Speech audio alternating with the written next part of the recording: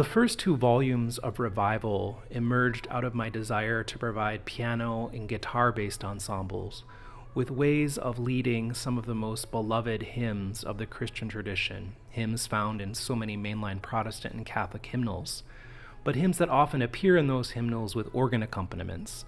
And so when pianists or guitarists go to play them, they don't sound quite as full. So I wanted to provide those ensembles with the same quality of arrangements intended to lead the assembly song, but in ways that made idiomatic sense to guitar and piano-based ensembles. So that's how the first two volumes of Revival emerged. Almost since the first two volumes of Revival came out, people have been asking for the Revival treatment on Christmas carols. And that makes sense because, like so many of those beloved hymns found in the first two volumes, Christmas carols also appear in a similar way in so many hymnals. So when Christmas rolls around and pianists and guitarists are asked to lead liturgies during the season, they're confronted with the same conundrum. How do we translate these organ accompaniments in a way that makes sense to our instruments while also still continuing to lead the assembly vibrantly?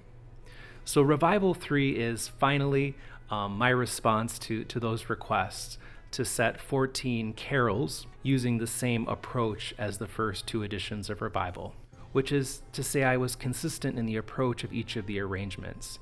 Each arrangement is composed for SAB voices. Of course, it could also be sung in unison.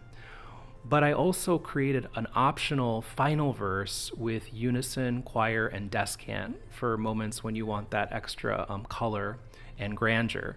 But of course, all of the verses appear in the SAB texture, so if you wish to just use that, you can. The optional verse just kind of adds some life to the arrangements as desired.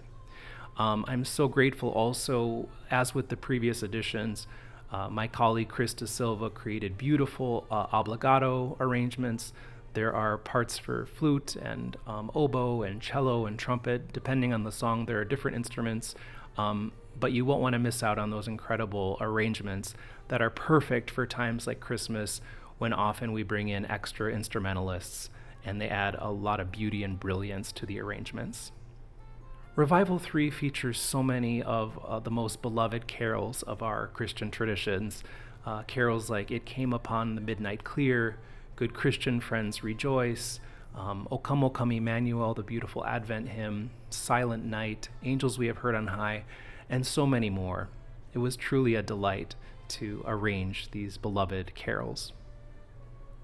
Revival 3 seems especially suited to the time we're in, when we're still coping with scaled-back resources. We'll still continue to have smaller ensembles in many cases.